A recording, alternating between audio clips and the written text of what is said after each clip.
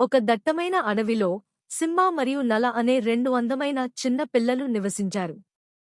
వారు గంభీరమైన సింహం రాజు ముఫాసా మరియు అతని రాణి సరబీకి జన్మించారు. సింబా పెద్ద పిల్ల ఆసక్తిగా మరియు సాహసోపేతంగా అడవిలోని అద్భుతాలను అన్వేషించడానికి ఎల్లప్పుడూ ఆసక్తిని కలిగి ఉంటుంది. మరోవైపు నల మరింత జాగ్రత్తగా మరియు ఆలోచనాత్మకంగా ఉండేది. జాగ్రత్తగా ఉండమని తన సోదరుడికి తరచుగా గుర్తుచేసేది.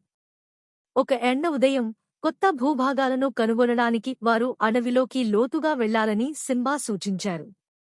ఉత్సాహంగా వారు తమ ప్రయాణానికి బయలుదేరారు. వారి ఆట నవ్వులు చెట్లలో ప్రతిధ్వనించాయి.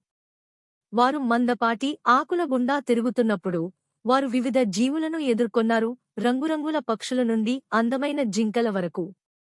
అకస్మాత్తుగా వారు ఒక మెరిసే ప్రవాహంపై పొరపాటు పడ్డారు.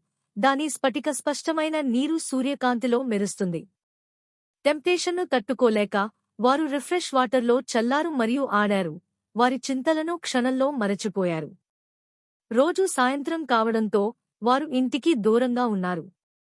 అడవిలో చీకటి కమ్ముకోవడంతో తాము తప్పిపోయామని గ్రహించారు.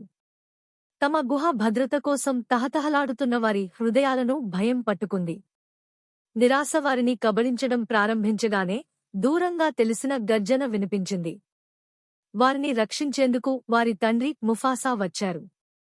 వారి హృదయాలను వరదలు ముంచెత్తడంతో వారు తమ కుటుంబం యొక్క ప్రేమ మరియు రక్షణకు కృతజ్ఞతతో ఇంటికి తిరిగి అతని శక్తివంతమైన గర్జనను అనుసరించారు.